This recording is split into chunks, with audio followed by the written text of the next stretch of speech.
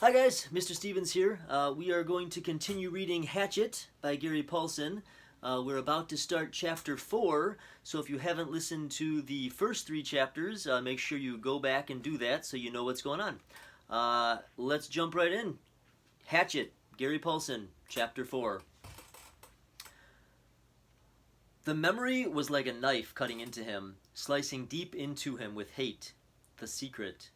He had been riding his 10-speed with a friend named Terry. They had been taking a run on a bike trail and decided to come back a different way, a way that took them past the Amber Mall. Brian remembered everything in incredible detail, remembered the time on the bank clock in the mall, flashing 3:31, then the temperature, 82, and the date.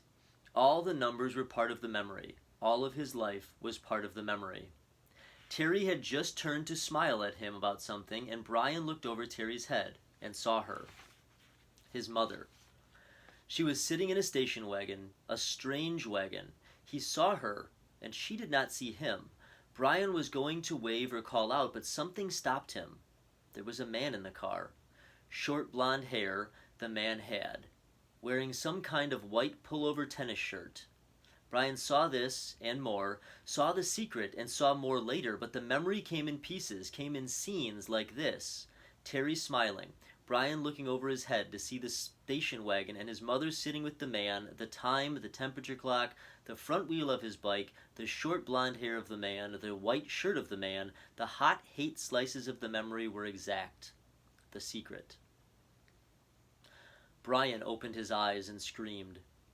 For seconds he did not know where he was, only that the crash was still happening and he was going to die, and he screamed until his breath was gone. Then, silence, filled with sobs as he pulled in air, half crying. How could it be so quiet? Moments ago there was nothing but noise, crashing and tearing, screaming. Now quiet. Some birds were singing. How could birds be singing? His legs felt wet as he raised up on his hands and looked back down at them. They were in the lake. Strange. They went down into the water. He tried to move, but pain hammered into him, and he made his breath shorten into gasps, and he stopped, his legs still in the water. Pain. Memory. He turned again, and the sun came across the water, late sun, cut into his eyes and made him turn away. It was over then. The crash. He was alive. The crash is over, and I am alive, he thought. Then his eyes closed, and he lowered his head for minutes that seemed longer. When he opened them again, it was evening, and some of the sharp pain had abated. There were many dull aches, and the crash came back to him fully.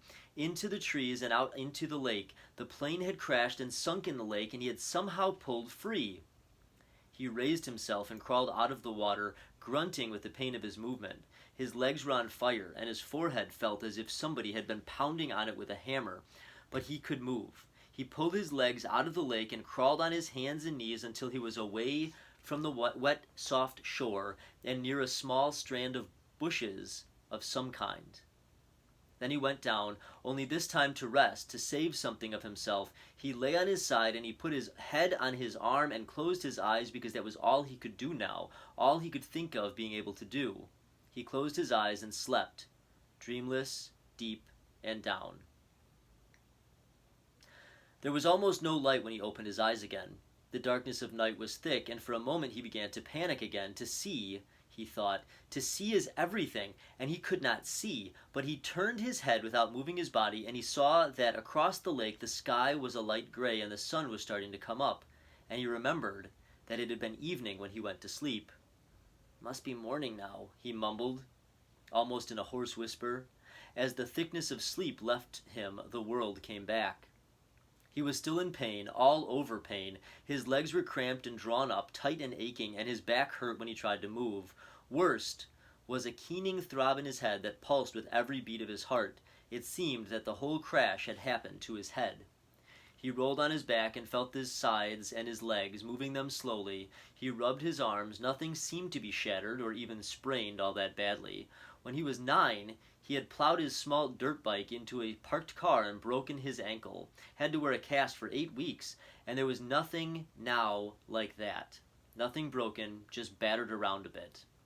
His forehead felt massively swollen to the touch, almost like a mound over his eyes, and it was so tender that when his fingers grazed it, he nearly cried. But there was nothing he could do about it, and, like the rest of him, it seemed to be bruised more than broken. I'm alive, he thought. I'm alive. It could have been different. There could have been death. I could have been done.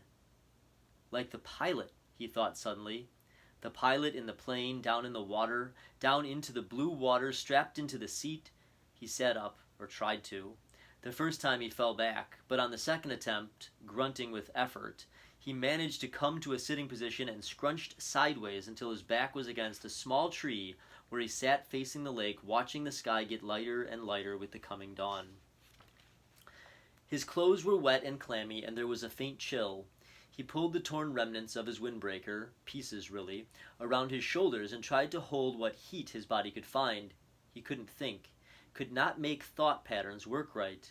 Things seemed to go back and forth between reality and imagination, except that it was all reality. 1 second he seemed only to have imagined that there was a plane crash, that he had fought out of a sinking plane and swum to the shore, that it had all happened to some other person or in a movie playing in his mind. Then he would feel his clothes wet and cold, and his forehead would slash a pain through his thoughts, and he would know it was real, that it had really happened. But all in a haze world. So he sat and stared at the lake, felt the pain come and go in waves, and watched the sun come over the end of the lake. It took an hour, perhaps 2. He could not measure time yet, and didn't care, for the sun to get halfway up. With it came some warmth, small bits of it at first, and with the heat some clouds of insects, thick, swarming hordes of mosquitoes that flocked to his body, made a living coat on his exposed skin, clogged his nostrils when he inhaled, poured into his mouth when he opened it to take a breath. It was not possibly believable. Not this. He had come through the crash, but the insects were not possible. He coughed them up, spat them out, sneezed them out, closed his eyes, and kept brushing his face, slapping and crushing them by the dozens, by the hundreds. But as soon as he cleared a place, as soon as he killed them, more came, thick, whining, buzzing masses of them. Mosquitoes and some small black flies he had never seen before, all biting, chewing, taking from him. In moments his eyes were swollen shut and his face puffy and round to match his battered forehead. He pulled the torn pieces of his windbreaker over his head and tried to shelter it in, but the jacket was so full of rips and it didn't work. In desperation, he pulled his t-shirt up to cover his face, but that exposed the skin of his lower back, and the mosquito and flies attacked the new soft flesh of his back so viciously that he pulled his shirt down. In the end, he sat with the windbreaker pulled up, brushed with his hands, and took it, almost crying in frustration and agony. There was nothing left to do. And when the sun was fully up and heating him directly, bringing steam off of his wet clothes and bathing him with the warmth, the mosquito and flies disappeared. Almost that suddenly. 1 minute he was sitting in the middle of a swarm, the next they were gone and the sun was on him. Vampires, he thought. Apparently they didn't like the deep of night, perhaps because it was too cool, and they couldn't take the direct sunlight, but in that gray time in the morning when it began to get warm and before the sun was full up and hot, he couldn't believe them. Never in all the reading and all the movies he had watched on television about the outdoors, never once had they mentioned the mosquitoes or flies.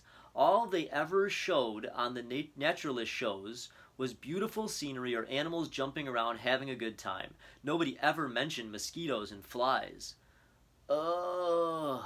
He pulled himself up to a stand against a tree and stretched, bringing new aches and pains. His back muscles must have been hurt as well. They almost seemed to tear when he stretched, and while the pain in his forehead seemed to be abating somewhat, just trying to stand made him weak enough to nearly collapse.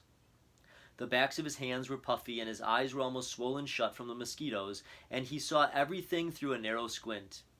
Not that there was much to see, he thought, scratching the bites. In front of him lay the lake, blue and deep. He had a sudden picture of the plane, sunk in the lake, down and down in the blue, with the pilot's body still strapped in the seat, his hair waving.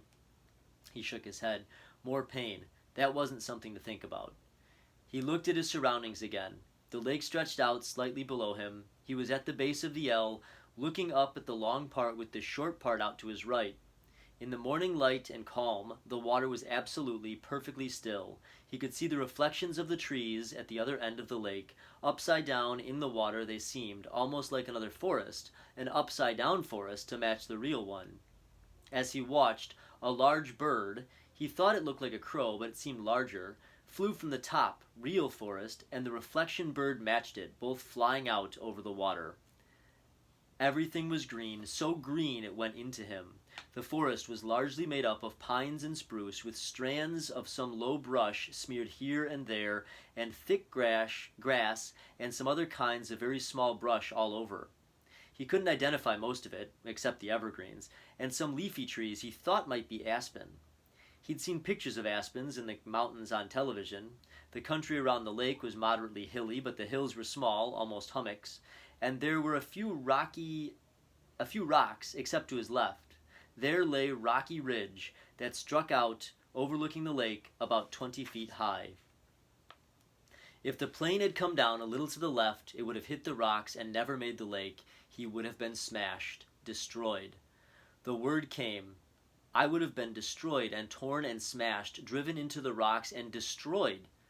Luck, he thought. I have luck. I had good luck there, but he knew that was wrong. If he had had good luck, his parents wouldn't have been divorced because of the secret, and he wouldn't have been flying with a pilot who had a heart attack, and he wouldn't be here where he had to have good luck to keep from being destroyed. If you keep walking back from good luck, he thought, you'll come to bad luck. He shook his head again, wincing. Another thing not to think about. The rocky ridge was rounded and seemed to be some kind of sandstone with bits of darker stone layered and stuck into it. Directly across the lake from it, at the inside corner of the L, was a mound of sticks and mud rising up out of the water a good 8 or 10 feet. At first Brian couldn't place it, but knew that he somehow knew what it was, had seen it in films. Then a small brown head popped up to the surface of the water near the mound and began swimming off down the short leg of the L, leaving a V of ripples behind, and he remembered where he'd seen it. It was a beaver house, called a beaver lodge, and especially he'd seen on a public channel. A fish jumped, not a large fish, but it made a big splash near the beaver, and, as if by a signal, there were suddenly little splops all over the sides of the lake, along the shore, as the fish began jumping. Hundreds of them, jumping and slapping the water. Brian watched them for a time, still in the half-daze, still not thinking well. The scenery was very pretty, he thought, and there were now new things to look at. But it was all a green and blue blur, and he was used to the gray and black of the city and the sounds of the city. Traffic, people talking, sounds all the time, the hum and whine of the city. Here, at first, it was silent. Or he thought it was silent.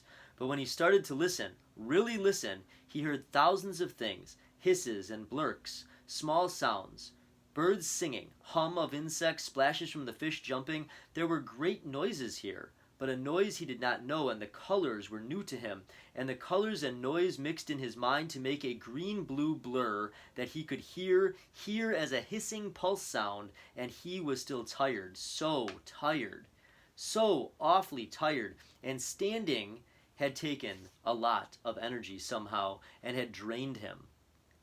He supposed he was still in some kind of shock from the crash, and there was still the pain, the dizziness, the strange feeling. He found another tree, a tall pine with no branches until the top, and he sat with his back against it, looking down on the lake with the sun warming him, and in a few moments he scrunched down and was asleep again. And that is the end of Chapter 4. Hope you guys are still enjoying it. I will have Chapter 5 up shortly, and I'll see you guys soon. Bye-bye.